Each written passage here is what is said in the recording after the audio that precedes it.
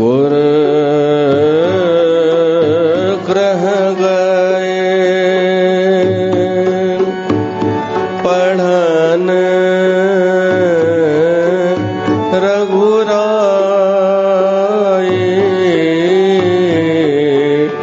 गुरु ग्रह गए पढ़न रघुराई।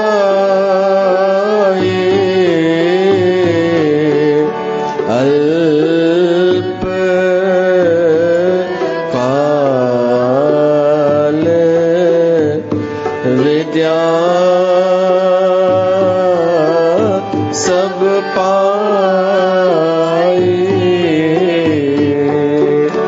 अल्प काल विद्या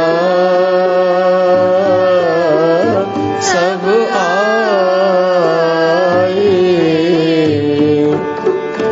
जाकी सहज श्वास श्रुति चारी।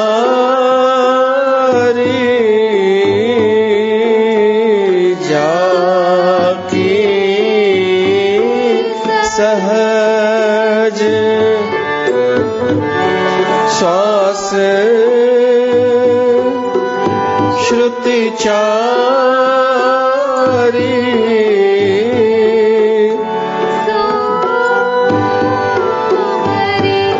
सो हरि पढ़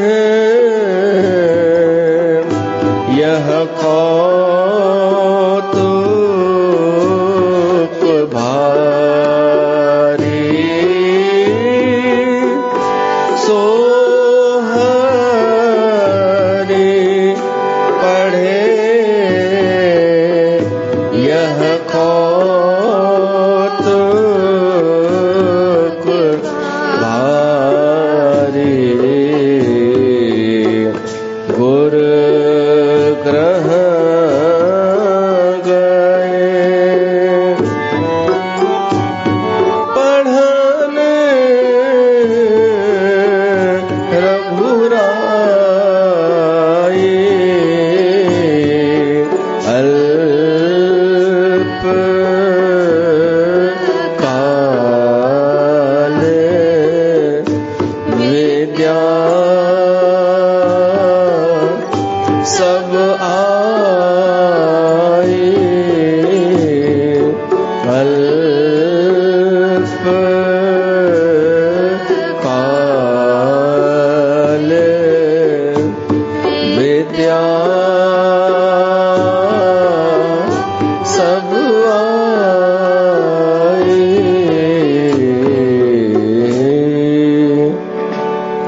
बोल सियावर रामचंद्र भगवान की जय।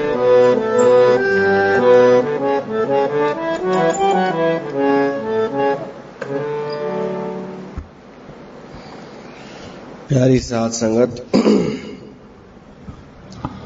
तव्हां सभिनीनि जो स्वागत आहे। हिकु दफ़ो वरी गॾु थिया आहियूं श्री रामचरितमानस जे हिन सत्संग में, जंहिंमें असां ॿुधी रहिया आहियूं गुर ग्रह गए पढ़न रघुराई। अल्पकाल विद्या सब आई। राजा दशरथ जा चारई ॿार पढ़ण जे लाइ विया। उन्हनि ॿारनि में वॾे मां वॾो राम ऐं भरत लक्ष्मण शत्रुघ्न इहे बि गुरुअ वटि विया पढ़ण।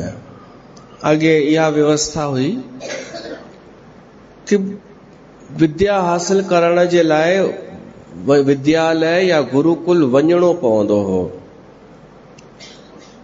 भली राजा जो ॿार छो न हुजे, भली कोई भी वॾो राजमहल जो ॿार हुजे, पढ़ाईअ में शिक्षा में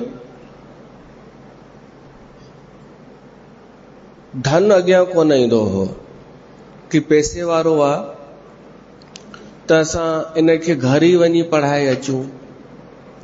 इहो त हाणे थी रहियो आहे।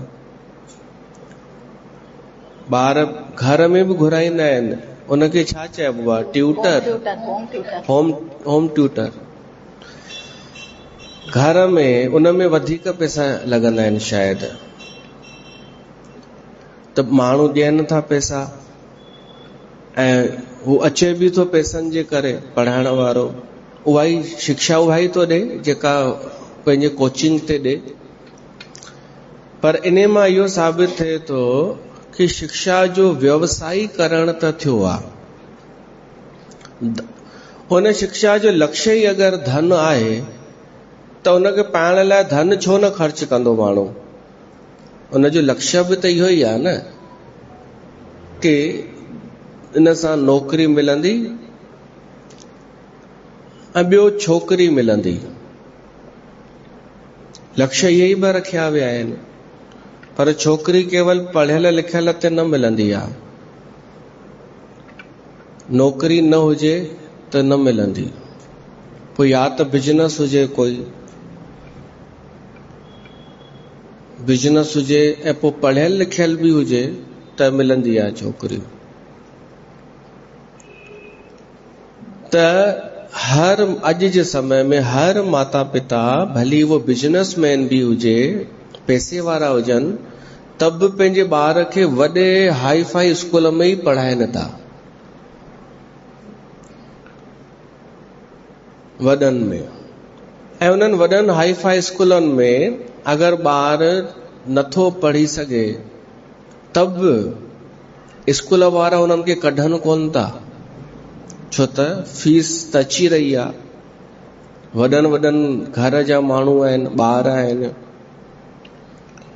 पोइ स्कूल बि अॼु जंहिंखे त हाई हू चवंदा आहियो, हाई एजुकेशन, वॾा स्कूल हाई फाई, उहे स्कूल बि बिकाऊ आहिनि। उहे बि पंहिंजे टीचर्स खे निर्देश ॾींदा आहिनि कि असांखे इन्हनि ॿारनि खे प्यार करणो आहे, इन्हनि खे शिक्षा मिले चाहे न मिले, सम्झ में अचे चाहे न अचे, फीस त अची रही आहे। टीचर खे वरी इहो फ़ाइदो कि स्कूल में न सम्झो त मूं वटि घर ईंदो पढ़ण जे लाइ, उहा अलॻि फीस वठिबी।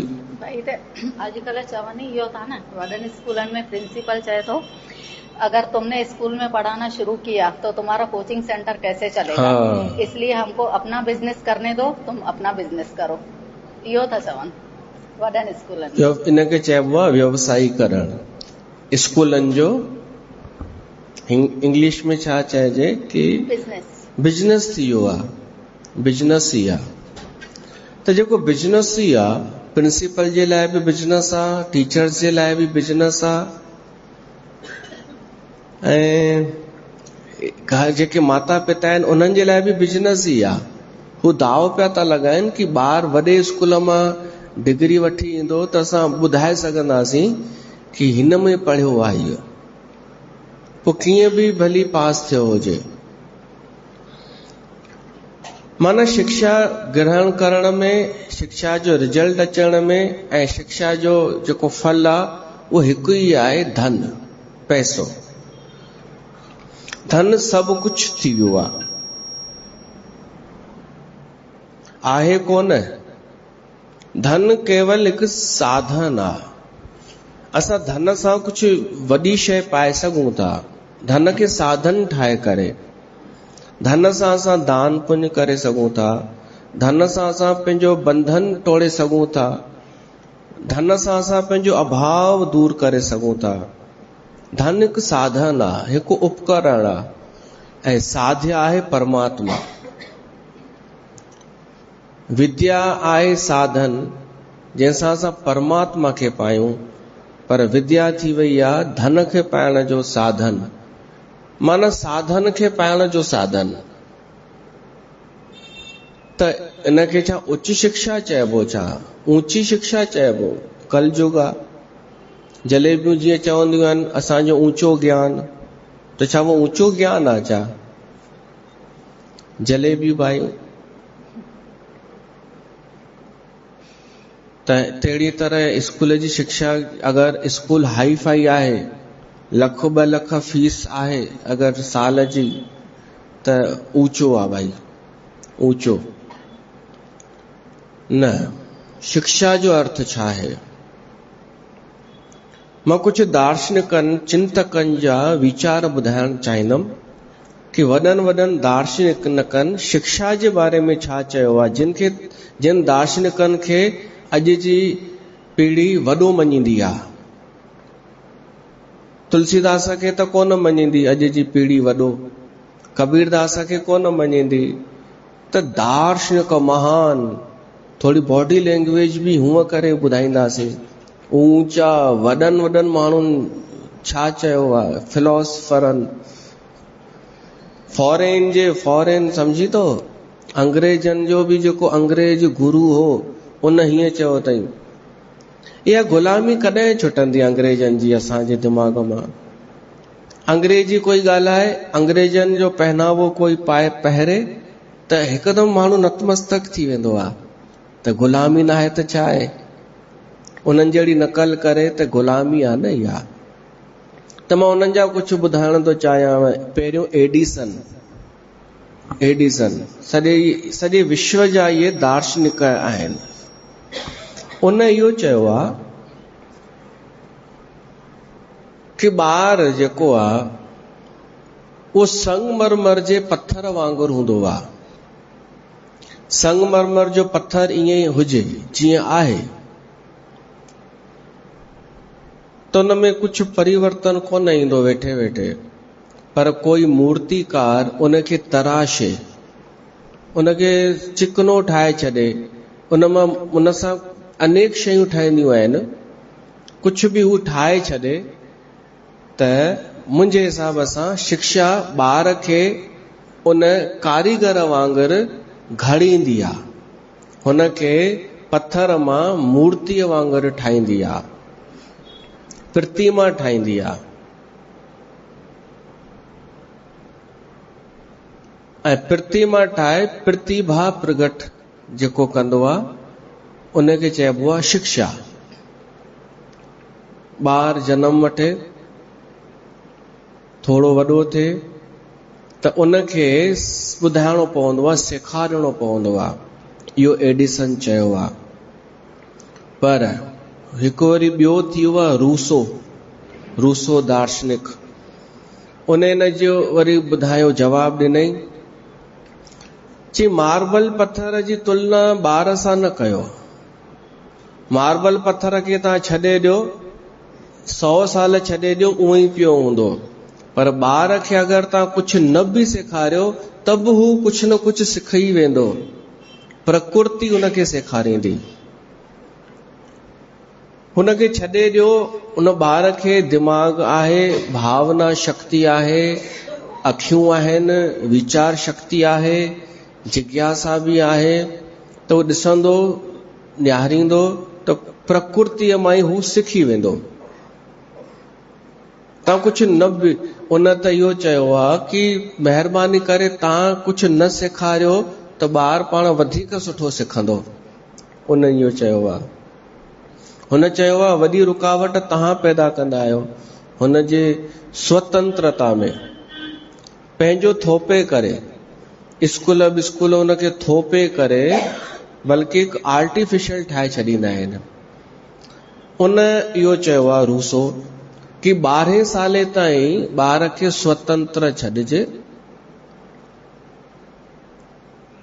पोइ 12 साले खां पोइ न, हू हाणे किशोर अवस्था में अची वियो, हाणे हुनखे स्कूल मोकिलिजे कि हाणे हू पंहिंजे हिसाब सां का शइ पढ़े, सिखे, समझे ऐं अनुभव करे। भगवान श्री कृष्ण जॾहिं स्कूल वियो तॾहिं हुनजी उमिरि घणी हुई? 16 साल।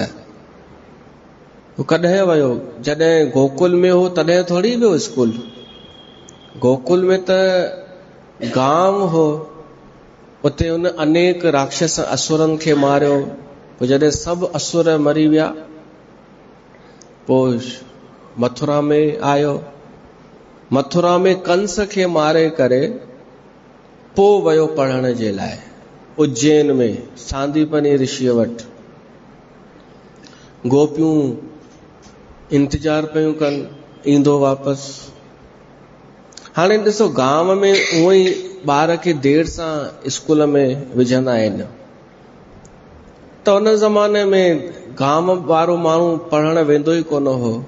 त श्री कृष्ण जॾहिं गांव खां शहर में आयो, पोइ हुनखे लॻो कि इन खां पोइ त गुरुकुल ई थो बचे। हाणे अॻिते जी यात्रा, असुरनि खे मारे छॾियो, जेके हुआ कंस मोकिलींदो वेंदो हो। सुठो कई हुते ई मोकिलियईं गांव में, त शांतीअ इलाइक़े में मारियो मान सभिनीनि खे। मोरारी बापू चयो आहे कि गोपियुनि हिकु दफ़ो कृष्ण खे चयो तो सभिनी असुरनि खे मारे छॾियई, पर हिकु असुर रहिजी वियो आहे। कृष्ण भॻवान कढी रजिस्टर जी, केरु रहिजी वियो? जिन जो नालो हो लिस्ट में, उन्हनि खे त मारियो आहे मां। गोपियूं चवनि थियूं वो असुर आहे विरहासुर। विरहासुर खे तूं छॾे वियो वहीं, असांजी विरह दूर कर, इन असुर खे मार। त इहे कम सहज स्वाभाविक करे पोइ वियो पढ़ण कि हाणे ॿुधायो भाई तव्हांजो ज्ञान कहिड़ो आहे। इहो रूसो चयो आहे कि 12 साल खां पोइ ॿार स्कूल वञे। हाणे तव्हां ऐं असां करे त कोन सघंदासीं, पर असां कुझु विच जो रस्तो कढूं। ही सभु ॿुधण खां पोइ जंहिंमें सामंजस्य अची वञे, समय सां गॾु बि इन ई स्कूल में ई ॿार खे मोकिलियूं, पर कहिड़ी उमिरि में मोकिलियूं, कहिड़े सब्जेक्ट पढ़ायूं, केतिरो पढ़ायूं, केतिरा ॾींहं स्कूल मोकिलियूं, केतिरा ॾींहं न मोकिलियूं, केतिरो घर में पढ़ायूं, केतिरी स्वतंत्रता ॾियूं, इहो तव्हांजे विवेक ते आहे। पर असांखे चारो तरफ़ा ख़बर हुजणु खपे। शिक्षा ॿार खे तैयार करण माता पिता जी जिम्मेदारी आहे। हाणे वरी हिकिड़े दार्शनिक इन जी ॻाल्हि बि कटी, रूसो जी। उन वरी चयईं कि अगरि तव्हां ॿार खे छॾे ॾिनव पूरी तरह, त उन जा बि कुझु दुष्परिणाम निकिरंदा। त ईअं कयो, ॿार खे स्वतंत्र त छॾियो, पर उनखे जीअं कपिड़ा कहिड़ा पाइणा आहिनि, उनखे सनानु पाणी कराइणो आहे, या उनजी गतिविधियुनि ते नज़र रखणी आहे, छा करे रहियो आहे छा न, मैनर्स, इहो त करणो पवंदो।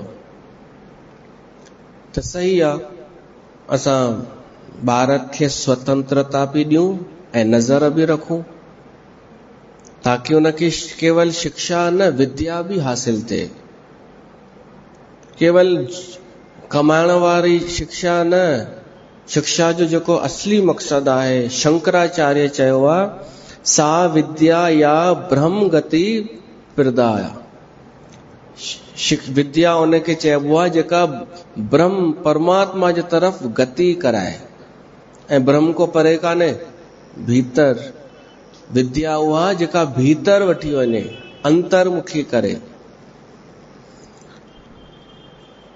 हर देश में विद्या जो अलग अलग, शिक्षा जो, विद्या अखर त आहे ई कोन ॿियनि वटि, शिक्षा आहे, एजुकेशन। एजुकेशन विद्या खे न चइबो आहे, उहा शिक्षा आहे, सीख, सबक, सेखारणु।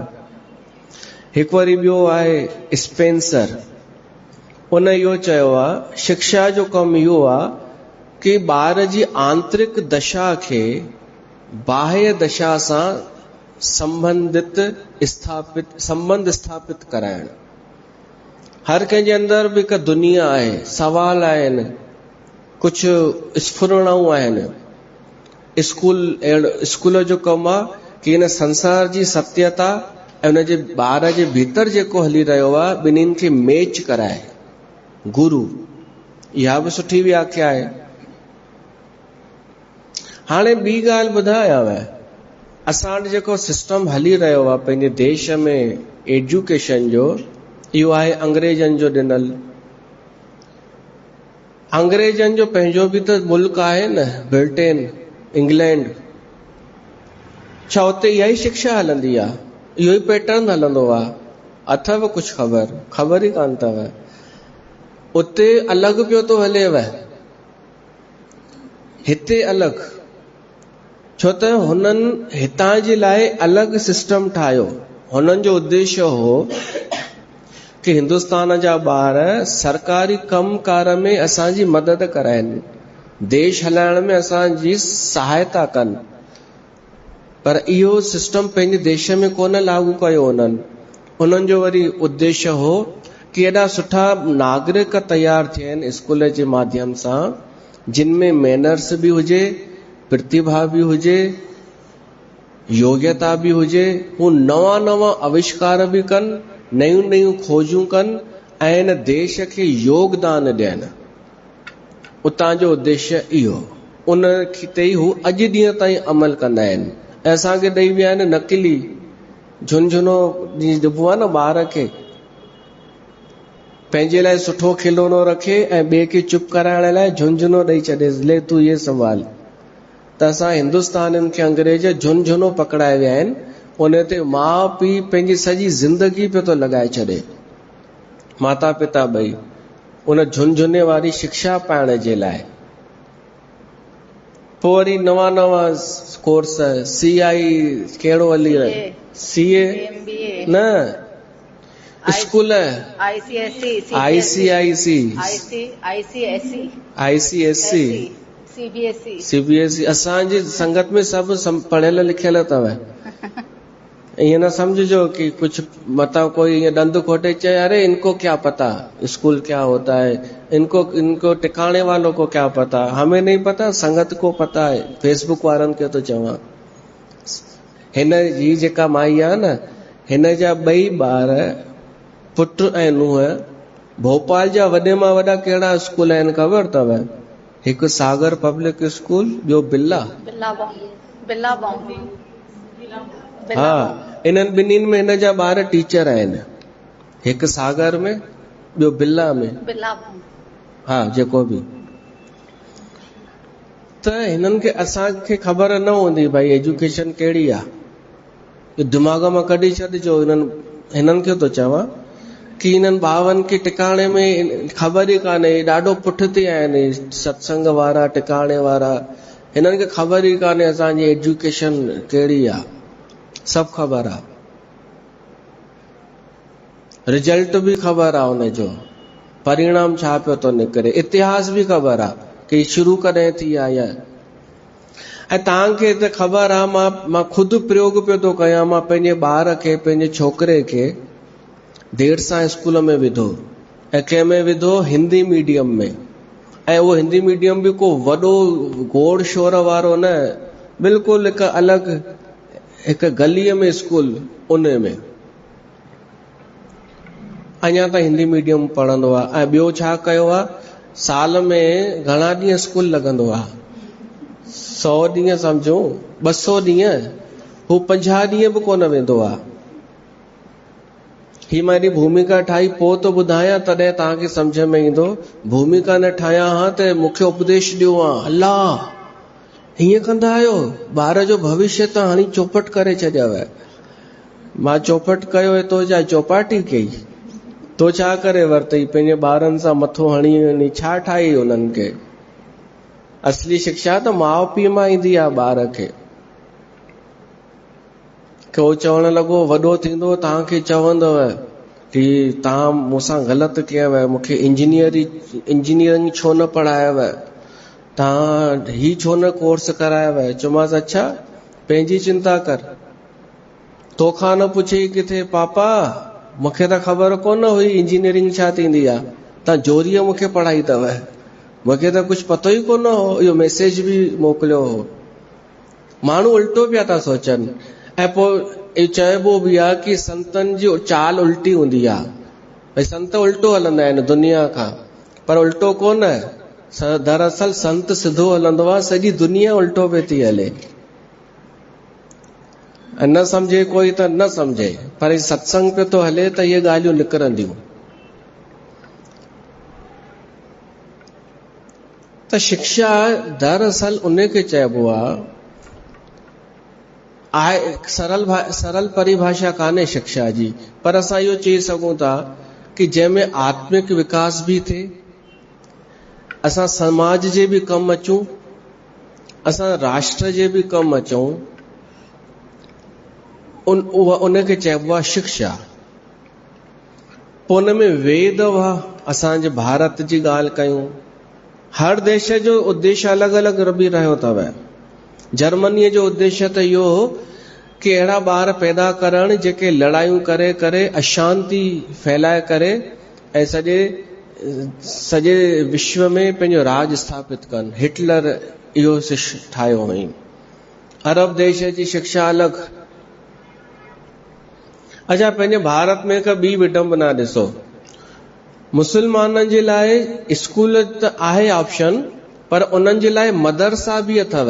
सरकार उनखे पैसा ॾींदी आहे कि हर मुसलमान ॿार पंहिंजे ॿार खे मदरसा में मोकिले, स्कूल भी वञे, मदरसे में वञे, ऐं उन मदरसे जी शिक्षा खे मान्यता भी मिलियल आहे। उन बेस ते नौकरी भी मिली सघे थी, डिग्री मिली सघे थी।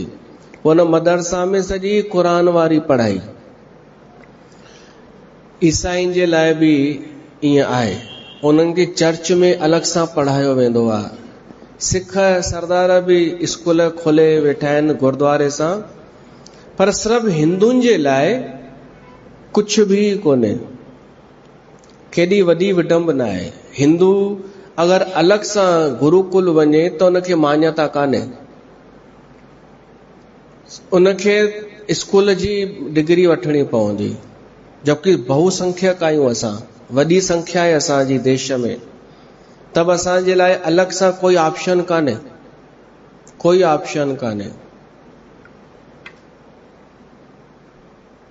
त ही सत्संग बाक़ी आहिनि जेके थोड़ो घणो असांखे पंहिंजे वेदनि सां परिचित कराइनि था, उन्हनि ऋषियुनि मुनियुनि जी शिक्षा सां परिचित कराइनि था। त उन में अंग्रेजनि जा गुलाम विरोध कंदा आहिनि, मजाक उॾाईंदा आहिनि कि अरे हिन लाइ टाइम कान्हे। बल्कि मां छा ॿुधायां, अॻे त ईअं भी थींदो हो, आस पास शिकायत कंदा हुआ माण्हू कि सत्संग के कारण हमारी पढ़ाई डिस्टर्ब हो रही है, सत्संग के कारण। हींअर खुद डिस्टर्ब लॻा पिया आहिनि। ये पुराणी ॻाल्हि आहे। मूर्खनि खे सिंग कोन हूंदा आहिनि, हू अखियूं बंदि करे पंहिंजे पेर ते कुल्हाड़ी हणंदो आहे, पंहिंजी संस्कृतीअ खे नष्ट कंदो आहे मूर्ख।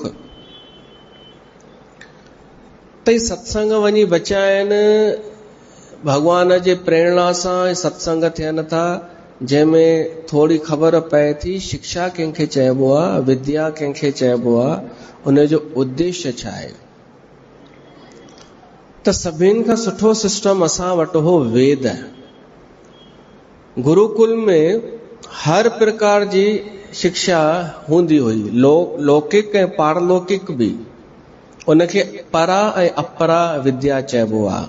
परा विद्या ऐं अपरा विद्या इन्हनि जो ॾिनो वेंदो। परा विद्या त जेका ब्रह्म, जीव, आत्मा, इनखे चइबो आहे। ऐं अपरा विद्या हूंदी हुई लौकिक। लौकिक संसार में छा छा आहे, छा छा असां पाए सघूं था, उन में सभु अची वियो। माण्हू हिते बि उन्नति करे ऐं हुते बि तरक़ी करे। पोइ वरी वेद जॾहिं कठिन लॻण लॻा त अञा सरल करे छॾियनि। ॿार खे खेल कूद भी शामिल कयनि ऋषियुनि मुनियुनि, कथाऊं ॿुधाइण शुरू कयनि ताकि उन्हनि जो आत्मिक विकास थिए। अहिड़नि गुरुकुलनि खे परिणाम आहे। हाणे वरी शुरूआत थी रही आहे, या मूंखे प्रसन्नता आहे। योग गुरु स्वामी रामदेव हुन गुरुकुल ठाहियो आहे जंहिंमें नई पीढ़ीअ जा ॿार जुड़ंदा आहिनि, सभु शिक्षा हासिल कंदा आहिनि। ऐं ॿियो पंहिंजे मध्य प्रदेश जी सरकार, मोदीअ कयो इहो त एक्चुअली मध्य प्रदेश जी सरकार लागू कयो अथई नीति नैतिक शिक्षा। असांजे छोकिरे जे स्कूल इन कोर्स में अथसि हिकिड़ो सॼो, उन में नैतिकता भई सदाचार, स्वाध्याय, स्वावलंबन इन ते पहिरीं बि हुआ ऐं पर तॾहिं नंबर कोन जोड़ींदा हुआ। त पोइ मतिलबु छा? भई पढ़ो, हू पढ़ो, भली पढ़ो चाहे न पढ़ो, ईअं सहायक वाचन साइड में वाचन करे वठो, ॼण मजबूरीअ में जबरदस्ती धिके कंहिंखे वठी हलजे। ऐं योग जोड़ियो अथनि हाणे, योग शिक्षा, उन में यम प्राणायाम आसन इहे सभु। त इहा हिकु प्रसन्नता जी शुरूआत त आहे। हाणे विश्व मञी रहियो आहे, ॿिए देश मञी रहिया आहिनि कि भारत में जेका शिक्षा आहे हाणे त प्रगट थिए थी। ॿियनि लिकाइणी दॿाइण जी कोशिश कई इन्हनि कम्यूनिस्टनि, कमीननि न, कम्यूनिस्टनि। तव्हां मथां उल्टो ॿुधो, न बि ॿुधो त हाणे ॿुधाए छॾियोमांव ईअं इहा बि संभावना आहे ॿुधण जी। कम्यूनिस्ट पहिरें नंबर जा कम्यूनिस्ट मतलब नास्तिक। इहा इन्हनि जी बि पार्टी ठहियल आहे, इहे बि चुनाव लड़ंदा आहिनि ऐं माण्हू वोट ॾींदा बि आहिनि कम्यूनिस्टनि खे। छा इन्हनि खे वामपंथी, भई तव्हां घुमो फिरो, एंजॉय कयो, ऐश कयो, जेको मन में अचो, ऐं ॿियनि खे जुती सम्झो, ॿियनि खे पाण खे हाई फाई सम्झो, उधारा वठी करे बि उहो ॾेखारियो ऐं सभु फॉलो बि पिया था कनि। त इन्हनि हमेशह सच्चाई दॿाई आहे, पंहिंजे देश जी गौरवशाली परंपरा लिकाई, पर वरी संतन ऋषियुनि मुनिनि जे माध्यम सां उहा त निकिरंदी, प्रगट त थींदी, उहा थी रही आहे। त अहिड़नि गुरुकुलनि खे प्रणाम। ऐं इहे ई गुरु सांसारिक विद्या सां गॾोगॾु परमात्मा सां बि जोड़ींदो आहे।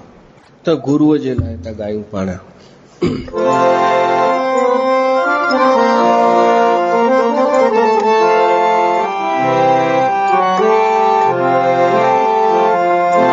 तोखां सवाइ सतगुर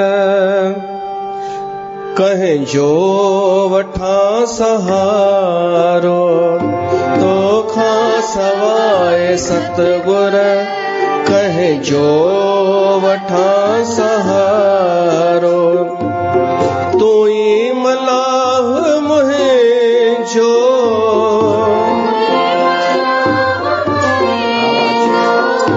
तू ई मलाह मुंहिंजो, तू ई कंधी किनारो। तोखां सवाइ सतगुर कंहिंजो वठां सहारो, तोखां सवाइ सतगुर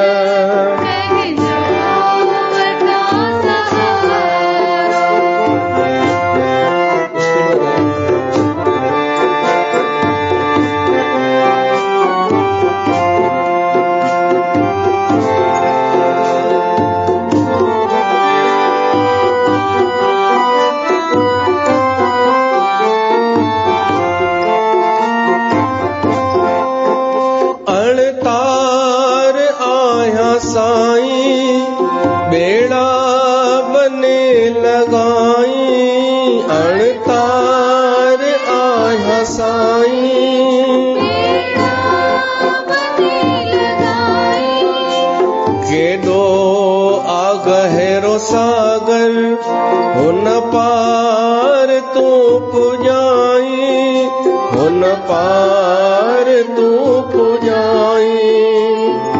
मुश्किल में आया मालिक,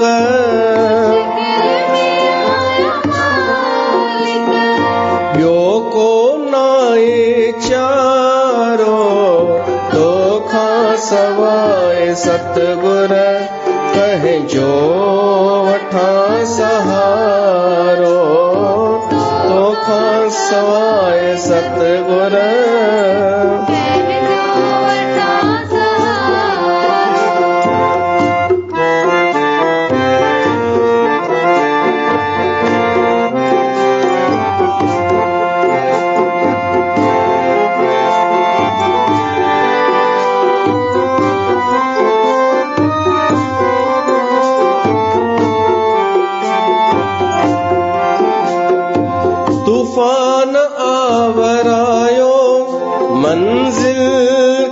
अब मुझायो, तूफान आवरायो।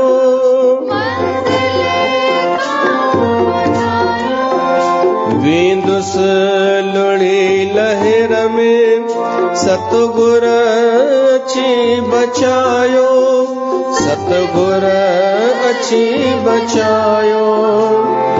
किस्मत मुझी बनाए,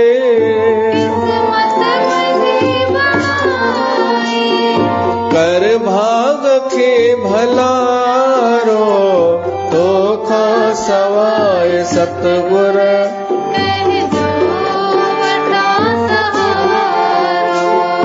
तो खा सवाए सतगुर।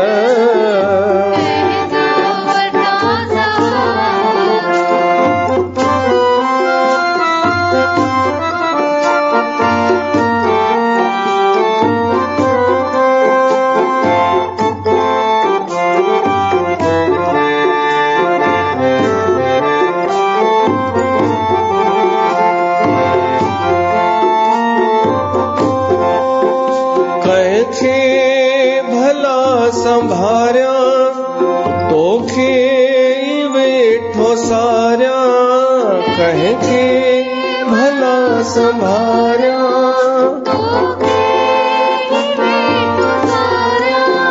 मोती मदद कजा का पल पल प्यो पुकारिया, पल पल प्यो पुकारिया।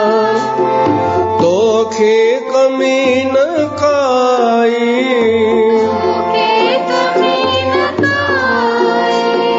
भरियल तुझो भंडारो, तो खा सवाए सतगुर कहजो वठा सहारो, तो खा सवाए सतगुर कहजो वठा सहारो।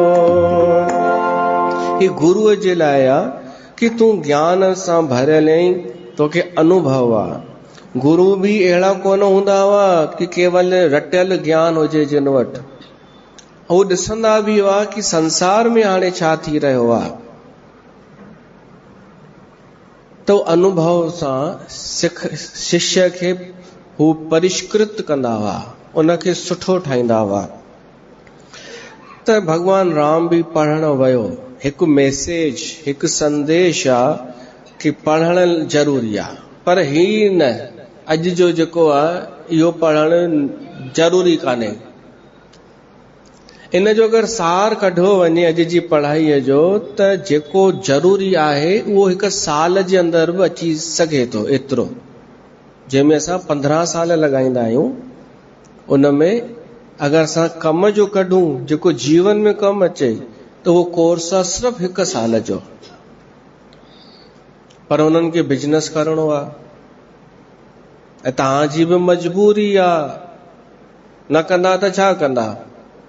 छा 1 साल पढ़ाए करे उहा डिग्री कम ईंदव या ॼण?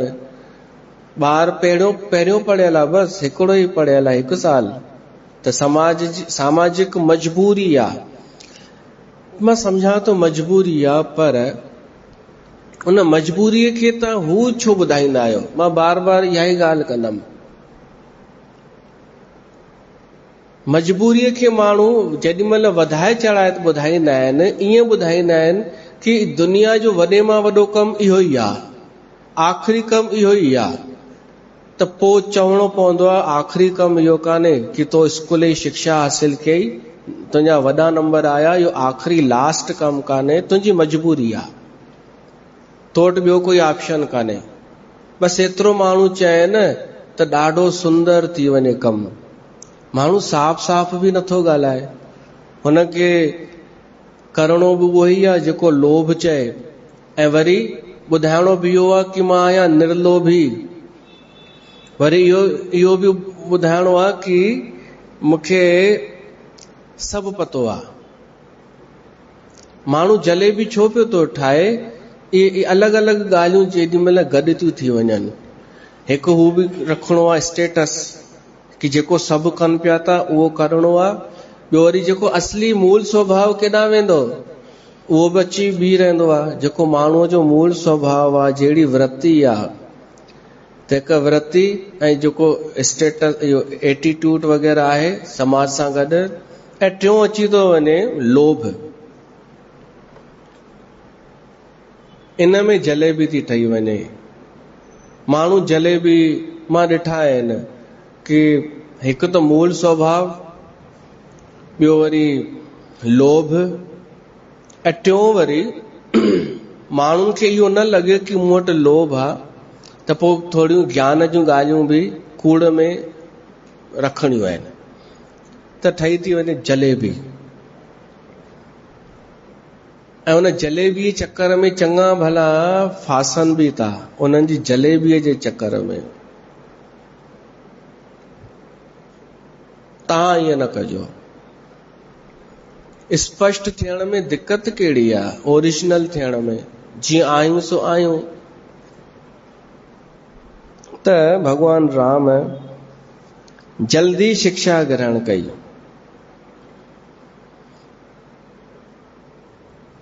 अल्पकाल विद्या सब आई। थोड़े ही समय में विद्याऊं अची वयूं। प्रमुख विद्याऊं चार थींदियूं आहिनि। हिकु थींदी आहे ब्रह्म विद्या, इन्हनि में सभु अची वियो। ब्रह्म विद्या। ॿी थींदी आहे योग विद्या। टी थींदी आहे अध्यात्म विद्या।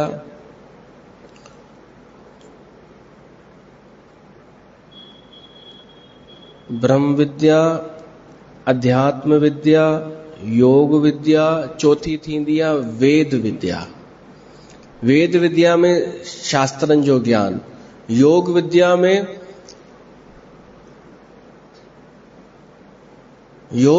में तव्हां ॿुधो हूंदव पंज कोश थींदा आहिनि असांजे हिन जे अंदरि शरीर। हिन में असांजे अंदरि 5 शरीर आहिनि। हिकु त हे रुगो जेको ॾिसूं था न शरीर, इहो त हिकिड़ो शरीर आहे स्थूल। 4 ॿिया बि अंदरि शरीर आहिनि असांजे। गुरु उहे कढी असांखे ॾेखारींदो आहे। ॾेखारींदो कीअं आहे? अनुभव कराईंदो आहे। गुरुअ जो इहो ई कमु हूंदो हो। जलेबियूं कॾहिं कयो आहे चाहीअ कि 5 शरीरनि खे अनुभव करे ॾेखारे? ख़बर त था न? वो तो ॿुधाईंदियूं। हिकिड़ी चयो हुई मूंखे, जी हाँ यही सेम हमारे में भी बताते हैं। किथे मां जिक्र कयो 5 शरीर, त हिकिड़ी चई यही सेम हमारे वहाँ भी बताते हैं। यही सेम अपना सेम ही तो है। जोड़ण चाहींदियूं आहिनि कि सेम आहे। सेम न, वो ऊंचो आहे भाई, ऊंचो सत्संग आहे। सेम वरी छाजो? असांजो टिकाणो आहे, उन्हनि जो सेम ऊंचो आहे।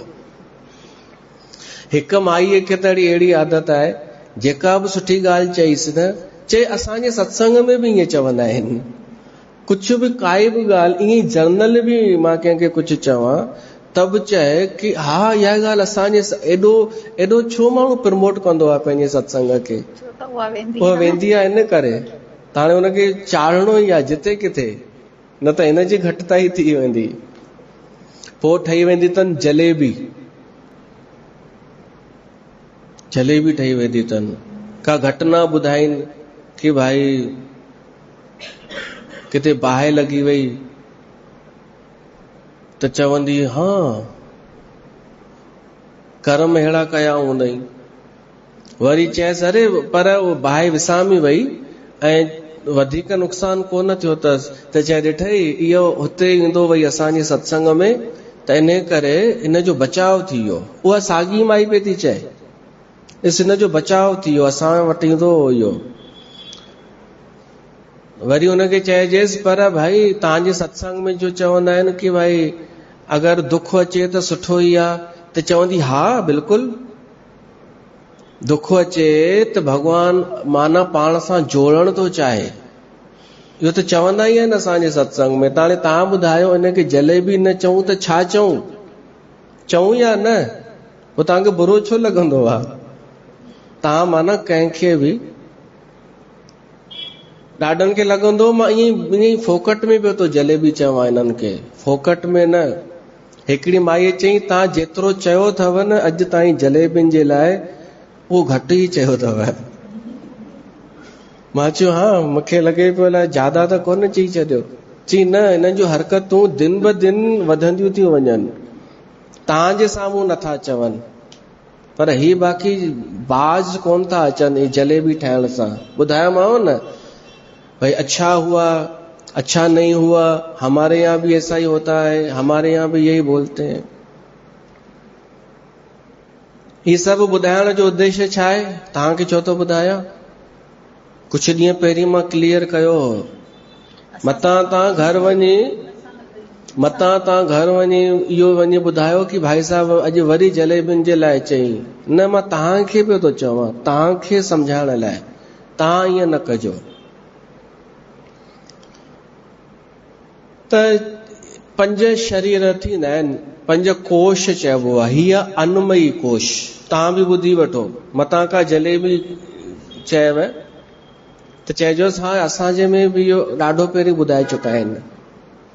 ऐं सच में ॾाढो पहिरीं ॿुधायो आहे। त पहिरीं सभु कया आहिनि, ॾुखिया सब्जेक्ट खया आहिनि भाई। पहिरीं सरल त हाणे कंदा विया आहियूं, बिल्कुलु सरल जीअं अञा सरल करणो आहे। ऐं कंहिं ॾींहुं मूड थियो त वरी हू बि खणी ईंदुमि, अष्टावक्र गीता या ब्रह्म सूत्र, जेके ॾाढा कठिन आहिनि। वरी मूड थियो त ही 5 कोश, ही अन्नमयी कोश आहे। पंहिंजो शरीर इहो अन्न सां ठहियल आहे, हिनखे खपे अन्न, भोजन। ॿियो शरीर आहे प्राणमयी कोश, अंदरि असांजे हिकु ॿियो शरीर आहे, उहो प्राण सां हलंदो आहे, प्राण जंहिंखे चइबो आहे। उनखे खपे वायु, शुद्ध वायु।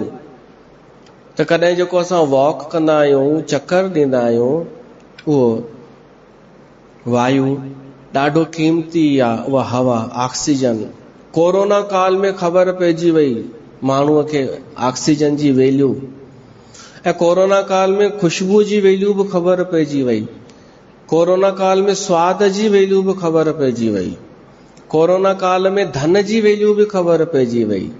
कोरोना काल में जेको असांजो विस्तार आहे, जान पहचान, पहुच, दोस्त यार, इन्हनि जी बि वैल्यू ख़बर पइजी वई।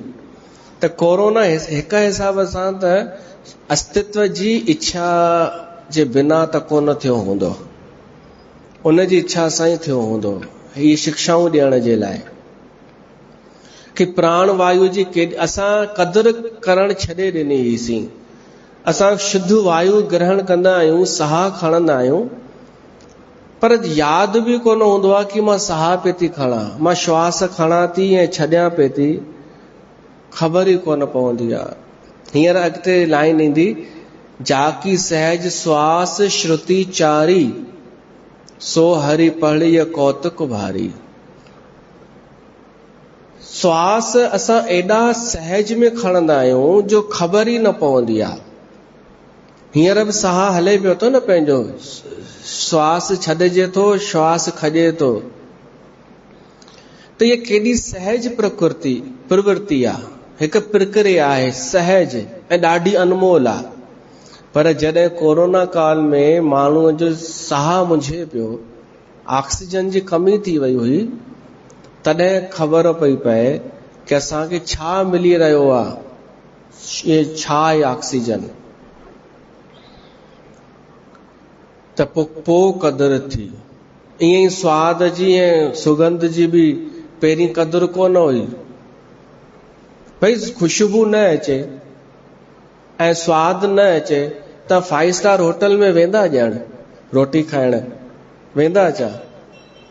अगर वञो बि त तव्हांखे पतो पइजी वेंदव मां छा खाई करे कयां। हिन सां सिर्फ़ु मुंहिंजो पेट भरजंदो, बाक़ी न को स्वाद थो अचे न सुगंध थी अचे। त पेट अगर सिर्फ़ु भरणो ई आहे त कुछ बि पटाटा खाई भरियूं न।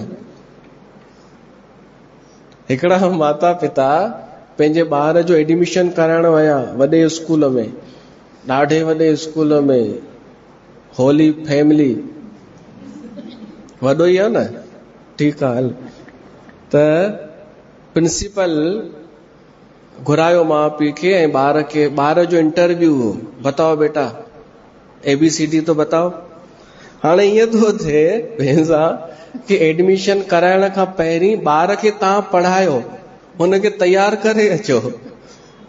भेण सां हाणे माउ पीउ अगरि पढ़ाए उहो तैयार करे ऐं हू पोइ तय कंदा केॾी हुआ आहे इहा छा की बदमाशी कि ॾिसंदा कि ॿार सच में कैच करे सघे थो, हेतिरो अगरि कयो अथई त जल्दी करे वेंदो। हू पंहिंजी पिया त सहूलियत ॾिसनि, जलेबियूं बि ईअं कंदियूं आहिनि कि अगरि ॾिसंदा बेकार आहे त मना करे छॾींदा।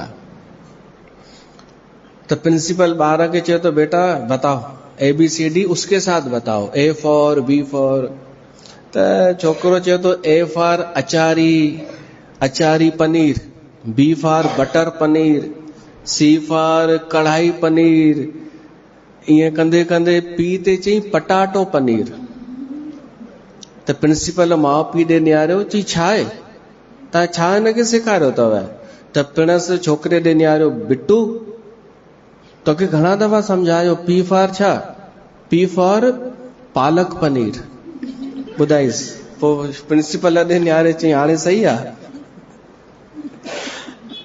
त इहो माण्हू हा होटल में कुछ भी खाइणो ई आहे त पोइ पटाटो न खाए घर में, पटाटो पनीर पेट ई भरणो आहे न।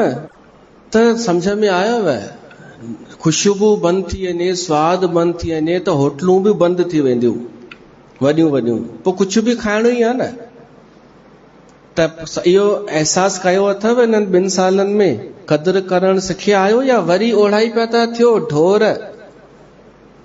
वरी ओढ़ाई न, ही कुछ सेखारे विया आहिनि 2-3 साल कोरोना जा कि नंढी नंढियुनि शयुनि जी क़दुरु करे वठो। श्वासनि जी त श्वास असां छॾींदा आहियूं, खणंदा आहियूं, ये एडी हुआ सहज हिकु प्रक्रिया आहे जो ख़बर ई न पवंदी आहे। तहिड़ीअ तरह राम जे लाइ वेद श्वास जे समान सहज आहिनि। जाकी सहज श्वास श्रुति चारी। राम जे लाइ वेद 4 वेद केतिरा सरल आहिनि, जेतिरो साह खणणु ऐं साह छॾणु। पर उहो राम पढ़ाई करण वियो आहे, इहा आश्चर्य जी ॻाल्हि आहे। तुलसीदास तो चयो।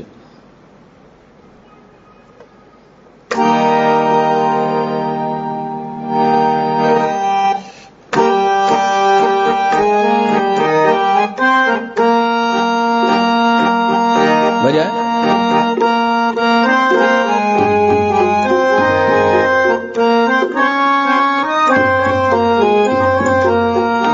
जाकी सहज श्वास श्रुति चारी,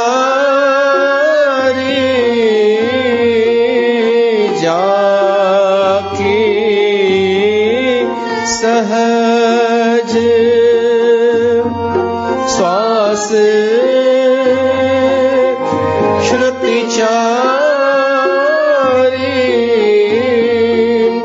सो हरि पढ़ यह कौतुक भारी, सो हरि पढ़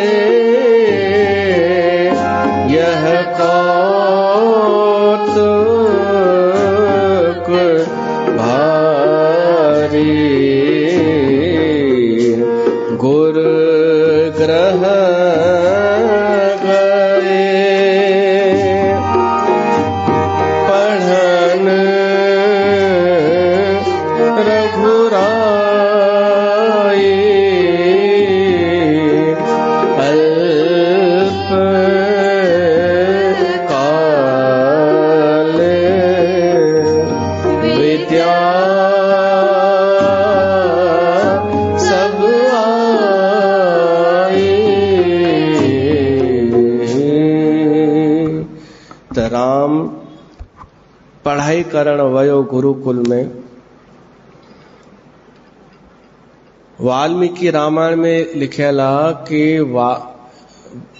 वशिष्ठ गुरुअ राम खे 5 कोशनि जी ॻाल्हि ॿुधाई आहे।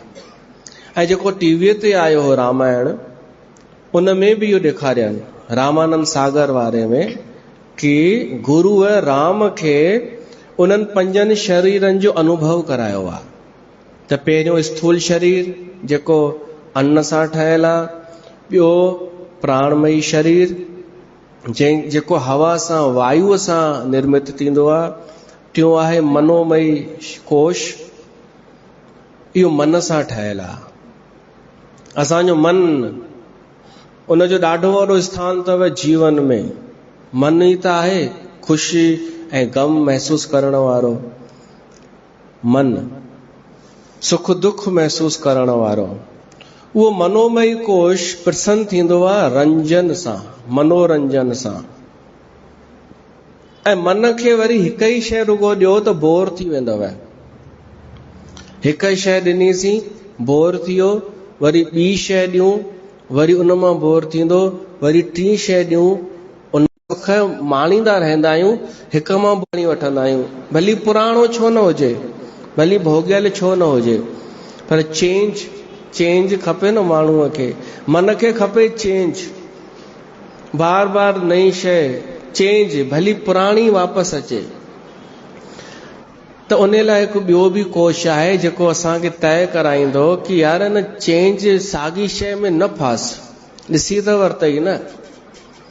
अच्छा, शरीर खे वरी खपंदो आहे सेम। शरीर खे नई शइ हिकदमि स्वीकार न थींदी आहे, उनखे उहा ई रोटी खपे, शरीर खे जेका आदत पियल आहे। मन खे खपे चेंज। त हिकु ॿियो कोश आहे विज्ञानमयी कोश। विज्ञानमयी कोश माना प्रैक्टिकल। असां जेतिरो प्रैक्टिकल जीअंदासीं, प्रैक्टिकल ओरिजिनल वारो जेको चऊं उहो कयूं, उहो ई अनुभव कयूं, इनखे चइबो आहे प्रैक्टिकल जीवन। जेको असांखे महसूस थो थिए उहो ई चऊं, ऐं जेको चऊं उहो कयूं। इन सां असां अनुभव कंदासीं कि मन खे अगरि नयूं शयूं खपनि त हटाईसीं हिन खे। असां ॿी था शइ ॻोल्हे वठूं कि आख़िर उहा शइ कहिड़ी आहे। इहो विज्ञानमयी कोश कमु कंदो आहे। उहा कहिड़ी शइ आहे जेका इन मन खां बि परे आहे। त पोइ हिकिड़ो ॿियो कोश आहे आनंदमयी कोश। जॾहिं आनंदमयी कोश असांजो जागरूक थींदो आहे त मन बि हटी वेंदो आहे, मन जो द्वंद्व बि हटी वेंदो आहे, माण्हू आनंद में जीअंदो आहे, सुख दुख खां अलॻि, ॿाहिरियुनि परिस्थितियुनि खां अलॻि साक्षी थी वेंदो आहे। उहो आनंदमयी कोश अगरि जागृत करणो आहे, विज्ञानमयी कोश में बि पहुचणो आहे, त हलिया अचूं सत्संग में। सत्संग इहो कमु कंदो आहे। जेॾी महिल तव्हां सत्संग में वेहंदा आहियो ऐं ॿुधंदा बि आहियो कननि सां, ऐं भीतर वञण बि ॾींदा आहियो बिना द्वेष जे, त तव्हांजो आनंदमयी कोश उनखे भोजन पहुचंदो आहे। इन जो भोजन, ही सत्संग कंहिंजो भोजन आहे? आनंदमयी कोश जो। केवल ॿुधंदा आहियो त उहो विज्ञानमयी कोश आहे। केवल ॿुधंदा आहियो ऐं थोरो सोचींदा आहियो त इहो विज्ञानमयी कोश खे भोजन मिलंदो आहे। पर जॾहिं आनंद वठंदा आहियो तो आनंदमयी कोश। इन ते विस्तृत व्याख्या थी सघे थी, 5 ई कोश असांजा, पर अॻे गुरुकुल में इहे ॿुधाया वेंदा हुआ। डिपेंड त कोन हूंदा आहिनि, इहे 5 ई अलॻि अलॻि आहिनि।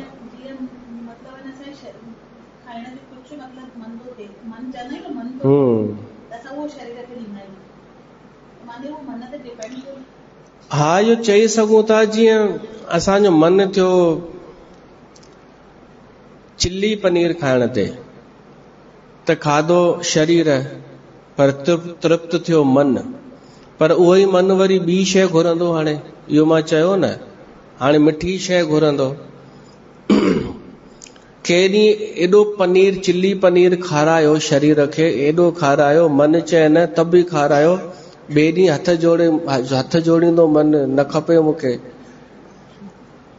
त बजाए इन जे कि हिन चक्कर में पवण जे, इन चक्कर में पओ कि असां इन्हनि खे कहिड़ी शइ केतिरी ॾियूं, इन्हनि पंजनि खे अलॻि अलॻि ई समझो। त इहे सभु शिक्षा राम खे अल्प काल में अची वई, थोरे ई समय में। उहो करणी हुई, समाज खे मैसेज ॾियणो हो कि पढ़ाई करणु ज़रूरी आहे। हीअ न पढ़ाई चओ त ही सम्झण लॻंदा आहिनि, कहिड़ो ICSE त पढ़ाई इनखे चवंदा आहिनि। त समय थी रहियो आहे, हिते सत्संग खे विराम था ॾियूं पाण। अञा तव्हां बोर त न थींदा आहियो त इनखे अञा वधाईंदासीं, अञा थोरो ॿुधंदासीं पढ़ाई, गुरुकुल विद्या इन्हनि जे बारे में। बोल सियावर रामचंद्र भगवान की जय।